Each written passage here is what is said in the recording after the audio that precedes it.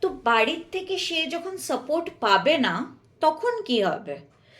তো ইদার সে বাড়িতে খুব সাংঘাতিক ভায়োলেন্স ফেস করবে, কিংবা তাকে জোর জবরদস্তি অন্য কোথাও বিয়ে দেওয়া হবে। তো তার ইন্ডিভিজুয়াল ফ্রিডম বলে কিছু থাকছে না। অ্যান্ড এখনও যেগুলো ধরো অ্যাকচুয়ালি গ্রাম, যেখানে অ্যাক্সেস নেই অতটা ভালো ইন্টারনেটের, মানে এইখানে আমি তুমি যেরকম ব্যারাকপুর সোদপুরে থাকি, we have unlimited access to wifi, internet through various wifi providers, বা আমাদের কোনো নেটওয়ার্ক প্রবলেম সেরম বলতে কিছু হয় না। যা হয় হয়তো মাঝের মধ্যে। তো এইবার ওই সব জায়গায় স্পেশালি যখন 2020-21-এ যে পিরিয়ডটা চলছিল, যেখানে তোমার পরীক্ষা দিতে হচ্ছিল সবাইকে অনলাইনে, তখন হয়তো তুমি জানো যে ওইখানে অনেক ছেলেমেয়ে দিতে পারছিল না।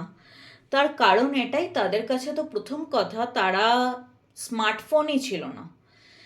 ওই জন্যে গভর্নমেন্ট থেকে, স্টেট গভর্নমেন্ট থেকে এখানে একটা স্কিম করা হলো যে 10,000 টাকা will be provided to them, যাতে স্মার্টফোন কিনতে পারে আর বেসিক এডুকেশন কন্টিনিউ করতে পারে। স্মার্টফোন, ট্যাব, এইসবের জন্য টাকা দেওয়া হয়েছিল, বা এগুলো কিনেই দেওয়া হয়েছিল। কিন্তু সবসময় যে স্মার্টফোনটা দিয়েছে ঠিক আছে, এবার অ্যাক্সেস টু ইন্টারনেট হওয়া উচিত। ধরো ওইখানে একটাই টাওয়ার, এবার তো লোড পড়ছে না, এবার লোড পড়ছে। তো এখনও হয়তো শুনেছো তুমি কিছু কিছু জায়গায় যে কম্পিটিটিভ এক্সামস যেগুলো হয় সেগুলো অনেকবার ক্যান্সেল হচ্ছে। কেন? জাস্ট বিকজ ইন্টারনেট রিসোর্সেস সেরম ছিল না। আর ওই যে দেখবে যখন রেজাল্ট বেরোয় না যে কোনো কিছুর, তো একসাথে অনেকে মিলে করে, তখন পুরো সার্ভার ক্র্যাশ করতে শুরু করে। আহ, এবার এই প্রবলেমগুলো তো আছে এখনও কিছু কিছু জায়গায়। তুমি জোম্যাটো, ব্লিঙ্কিট, আরও কিছু নেসেসারি সার্ভিসেস যেগুলো এতদিন হয়ে যাওয়া উচিত অনলাইনের থ্রুতে, সেগুলো পৌঁছাতে পারেনি। বিকজ যে সার্ভিস যে ওই জায়গাগুলোতে প্রোভাইড করা হবে, ওই জায়গাগুলোর মধ্যে তোমার সেই নেটওয়ার্কিং সিস্টেমটাই পায়নি। কিংবা শুধু তো জাস্ট ইন্টারনেট রিসোর্স হলে হবে না, ইন্টারনেট রিসোর্স নয় প্রোভাইড করা হয়ে গেল, সেরাম কানেক্টিভিটিও দিতে হবে। এবার হয়তো যেইখানে বাড়ি গ্রাম অঞ্চলে, সেইখানের ভেতরে অনেকটা তোমার কি বলবো, সেখানের ভেতরে তোমার অনেকটা মানে এতটাই ভেতরে যে কেউ আসতেই পারবে না। তো তাহলে তো কোনো লাভ নেই না। আর রুরাল এরিয়াস একটু বেশি স্টাবন হয়, কারণ যেহেতু ওখানে রিলিজিয়নের ওপর পিপল অনেকটা বেশি ডিপেন্ড করে। তারা অনেক সময় মনে করে যে কোনো কিছু করা মানে, যদি মডার্নিটি আসে, সোজা কথায় যদি মডার্নিটি আসে, টেকনোলজি আসে, তাদের যে স্ট্রাকচারটা, সেই স্ট্রাকচারটা অনেকটা তোমার ভেঙে যেতে পারে।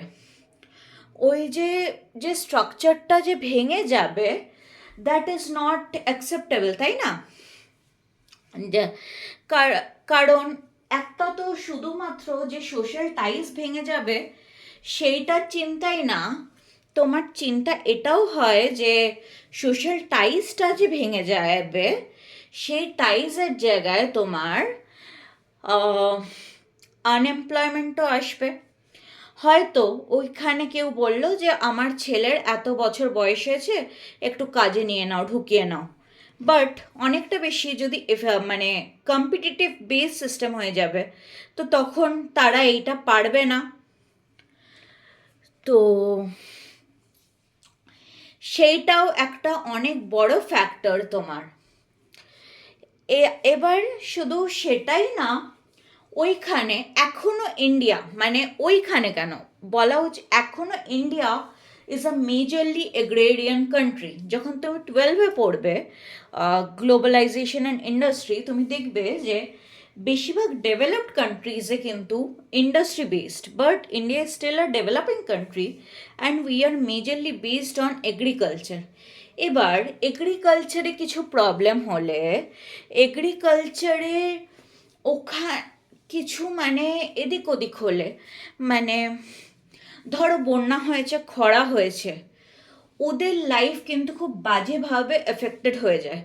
এই যে উত্তরাখণ্ডে দুদিন ছাড়া ছাড়া ধস আসছে, তো এখন টেকনোলজির জন্যে বাদবাকি সবাই জানতে পারছে, আর তোমার গিয়ে ওদের ফুড সাপ্লাই, ওয়াটার সাপ্লাই যা দরকার কিছুটা হলে রিলিফ দিতে পারছে। কিন্তু যখন তোমার ধরো যে এইগুলো নেই, এগুলো ছিল না, মানে তখন কি হতো? আর এই যে বন্যা খরা ছাড়াও এই 2020-তে যদি তুমি দেখে থাকো, ইনস্টাগ্রাম ফেসবুকে খুব ফেমাস হয়েছিল, মানে ফেমাস বলাটা ঠিক কথা না, মানে একটা খুব মেজর ফার্মার্স মুভমেন্ট হয়েছিল আফটার মেনি ইয়ার্স।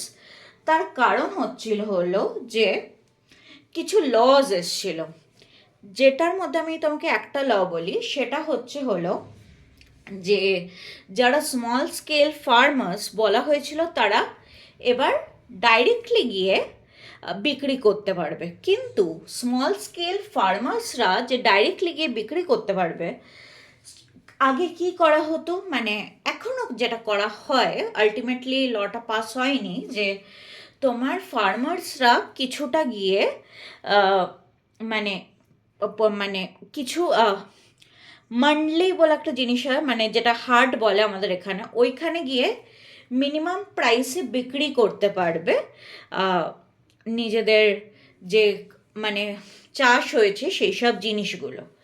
এইবার কিন্তু ওইখানে বললো, সেন্ট্রাল গভর্নমেন্ট একটা ল পাস করলো যে কোনো মিডলম্যানের দরকার নেই।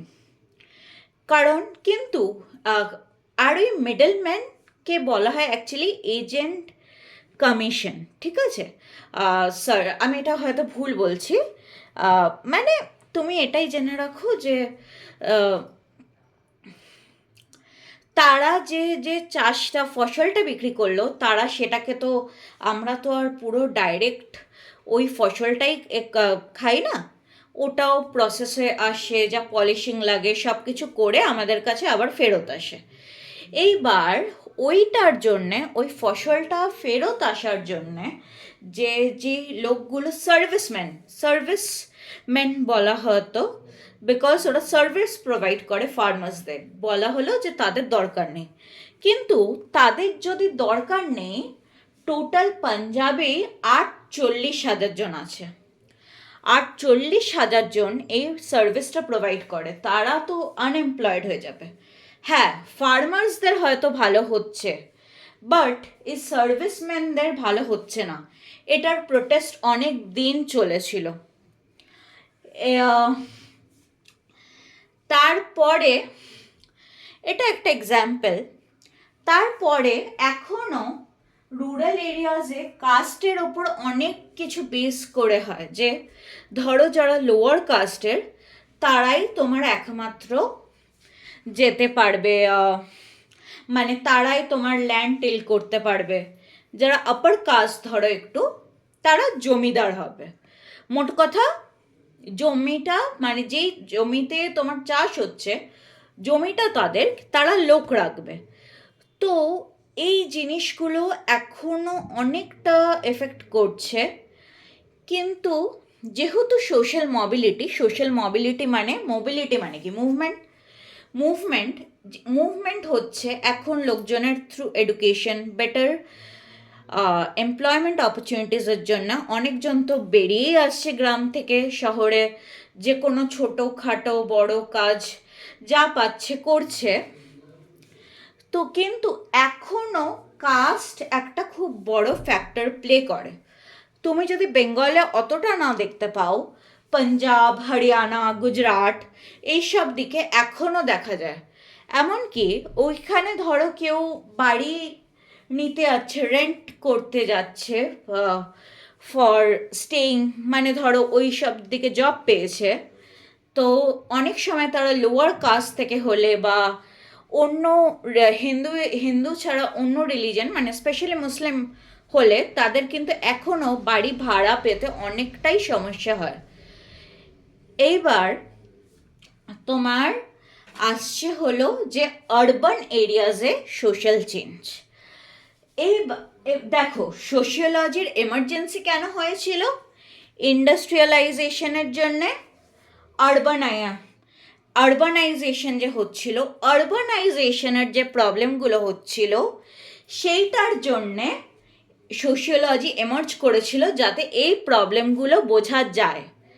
এইবার তোমার যে এখন কি প্রবলেম হচ্ছে আরবান এরিয়াজে, প্রথম কথা, আরবান এরিয়াজে তো যেটা মেন সোশ্যাল অর্ডার হয়তো খুব তাড়াতাড়ি চেঞ্জ হয়ে যাচ্ছে। আর অনেক সোশিয়োলজিস্ট বা সোশ্যাল থিঙ্কার মানে সিটিকে বলেছে যে ইন্ডিভিজুয়ালের জায়গা। কেন কি? ইন্ডিভিজুয়াল এখানে প্রোগ্রেস করতে পারে, প্রসপার করতে পারে, তার সোশ্যাল টাইস খুব কম, তো ওই জন্যে সে অনেকটা বেশি এখানে প্রসপার করতে পারে। কিন্তু এটা কি সবসময় সম্ভব? কারণ কি, ইন্ডিভিজুয়াল যদি এখানে প্রসপার করতে পারে, সে তো ঠিক আছে, সে গ্রাম থেকে এসছে বা যেখান থেকে এসছে, সে তো পুরোপুরি নিজের রিলিজিয়ন বা কাস্টের টাই ছেড়ে দেয়নি।